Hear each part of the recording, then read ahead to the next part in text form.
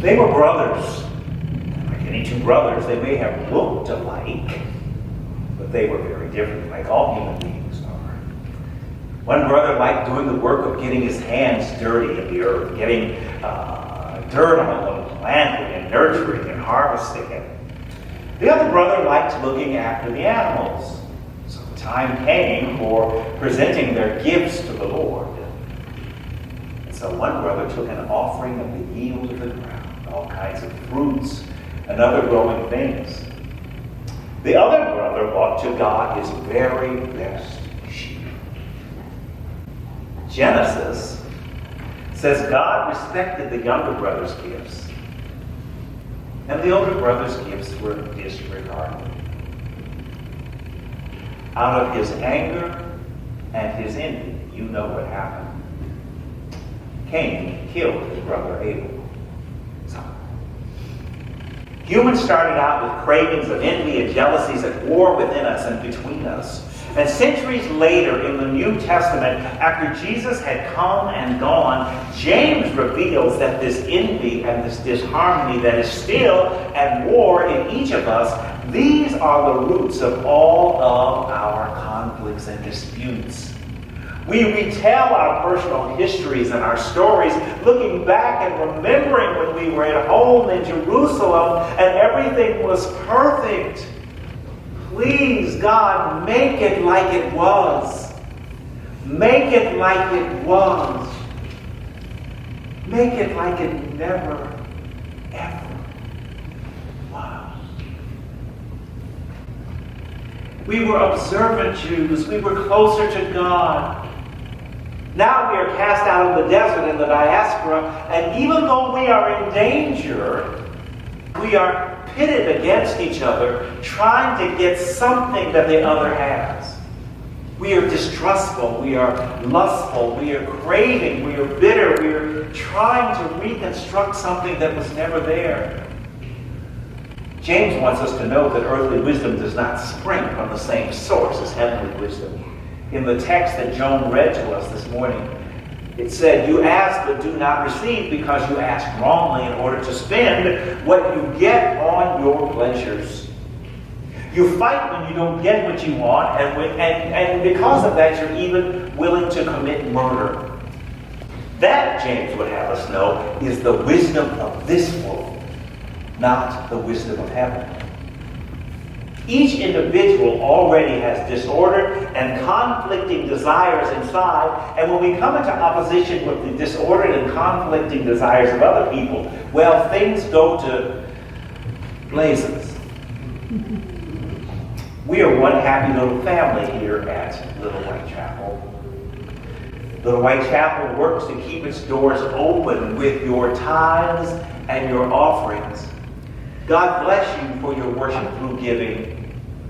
But you should know that your gifts are augmented with the donations Little White Chapel receives for the usage of this building. And old people thank Little White Chapel for the open doors. There are teenagers meeting here on Tuesday nights for the Alateen group who will meet me out in the parking lot, and they tell me, this is our church, Pastor Bill. And even though we don't come on Sunday, we want you to know how Little White Chapel has changed our lives. It has saved our lives. And there are people meeting in this group and that group all over the building, thankful that they have a place to come. And we're all on one accord, and everything is wonderful and happy until we go with them with a plan to raise their facility usage just a little bit.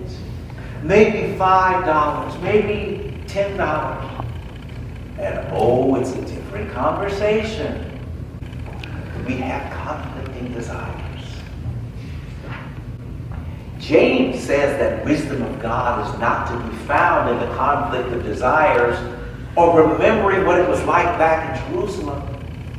But the wisdom of God is found in being peaceable, being willing to yield, being full of mercy and good fruits, without a trace of partiality or hypocrisy. Paul says almost the identical thing in Galatians. The fruit of the Spirit is love and joy and peace and forbearance and kindness and goodness and faithfulness and gentleness and self-control. Paul goes on to say there's no law against these things. Paul says, as James would have us know, the law upholds these virtues. So Paul preaches faith in God's grace, and James says God is the true source of wisdom. God's grace is clearly caught, clearly apprehended in the wisdom of God. The irony of James' writing, the brother of Jesus, is that heavenly wisdom is cosmic. That's what he says. And he says it comes from God on high. But if you listen to James' wisdom, it sounds pretty much like most of the information that you and I received when we were growing up. Be careful who you spend your time with. Watch your tongue. Treat everyone equally. Remember who you are. And remember whose you are. You remember that? Did your parents ever say that? I want to go do what Tommy's doing. What's your last name? Like us in the 21st century today, all of us know what OMG stands for. We know what smiley face means. It means really the conversation is over and don't send me any more texts. We know what the concept of freedom for all is. We know about the pursuit of individual liberty. We work to live in a community where these concepts are so clearly understood that they don't have to be constantly spelled out. What James and what James' hearers understood without needing it to have to be specifically spelled out each time was this. Hear, O Israel, the Lord is our God, the Lord alone. Everything else was founded on that theology, on that belief. After Moses proclaimed that in the 6th chapter of Deuteronomy, it was so clear to the Jews that it was always understood. There was no question. So when James issued all of those seemingly mundane directives about being welcome with no partiality and to watch your tongue, seek peace, James is clearly assuming that the chosen people knew the bottom line because they did. They sought God's blessing, they sought to obey God's law, and they sought God's grace in everything they did. The book of Jeremiah says, the Jews would say, if God wills, we will fight. If God wills, we will retreat. If God wills, we will move on to Babylon. James says, do what your mother taught you to do, but do it knowing that God is always present. Do it seeking God's blessing. Do it seeking God's benediction. For James, God's wisdom and Paul's notion of grace are both to be found in a clear understanding of God's benevolent law. In 1975, and I was still lucky enough to have 3 grandparents well into my 20s. In 1975, as his bride of 60 years was being lowered into the ground, this quiet, humble, holy man who had lived for God all his life and raised his kids in church, my grandfather fairly shouted over my grandmother's body, "The Lord giveth and the Lord taketh away. Blessed be the name of the Lord." Paul's grace and James' wisdom tells us life has good times and life has times that will take your life. Blessed be the name of the Lord. As you come and as you go, blessed be the name of the Lord. Out in the wilderness, away from Israel and the destroyed temple, James apparently had church factions, people fighting with each other, even as the church itself was in danger. Angry, envious people trying to get control of things. So for James, grace and wisdom in churches that are in hostile territory, wisdom where just being church is grounds for getting you arrested and maybe killed, wisdom is not a whole bunch of envy and gossip and cliques and contests and partiality and slander all dressed up and masquerading as good ideas. Rather, in this dangerous life situation where the only way to know Christians is by their love, James says that wisdom has everything to do with the discipline and the work of living godly lives. James was not shaming or blaming. He was simply pointing out the fallout that comes from bitter envy and selfish ambition.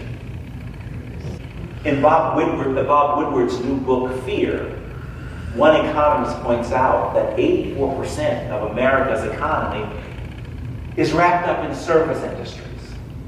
Starbucks, nail salons, Netflix, and getting just the right cell phone where you can watch Netflix, make nail salon appointments, and order your Starbucks. And if you cannot afford to participate in these pleasures, then you are not privileged. You are not pampering yourself enough. You are not filling your days in pursuit of personal pleasure. In such a polarized world, believers need to wake up from our self-absorbed pleasures. We are called to wake up from our self-absorbed pleasures and follow the example of Christ, which involves faith and works. In the 9th chapter of Luke, Jesus asked the disciples, "Who do you say that I am?" And Peter, who later would write that we are saved solely by grace, Peter speaks right up and answers, "You are the Christ, the Son of the living God." And Jesus responds, "If any of you would be my followers, then take up your cross and follow me." Take up, follow. Jesus said here that faith calls for works. That's why crucifixion was reserved for enemies of the state. Crucifixion, like lynching in America would later become, were both responses to people who challenged and spoke out against the established order. The bodies on the cross, the bodies hanging from trees were left up for days or weeks to make a point warning against further parade or protests against those who were in charge. Jesus says that our work as people of faith, as people who are saved by grace, is to do the radical work of making the community, the world, the church, a safer, welcoming place for all of God's children. And all means all. In other words, taking up the cross. Little White Chapel may not yet be all marchers and protesters, but we are welcomers and we are sharers. And we have at least 2 opportunities in the upcoming weeks to be radical welcomers and radical sharers. On October 19th and 20th at First Christian Church of Fullerton, we as a region will gather to share our passion for God's love in a world that is so badly polarized. And then next Sunday, out on our south lawn, with the smells of tacos and onions and sauce. Yes, I will probably get it on my shirt.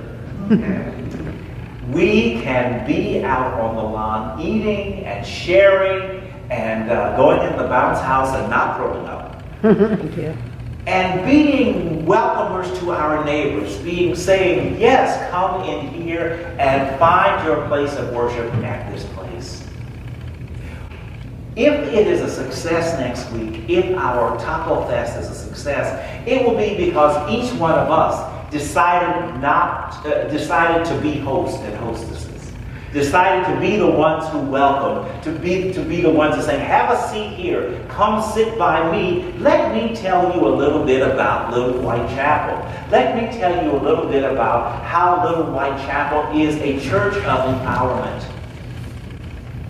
We will greet them saying, yes, there is a place for you right here. Because here at Little White Chapel, we are saved by grace. And as people of faith, we are doing the work of seeking wisdom from heaven's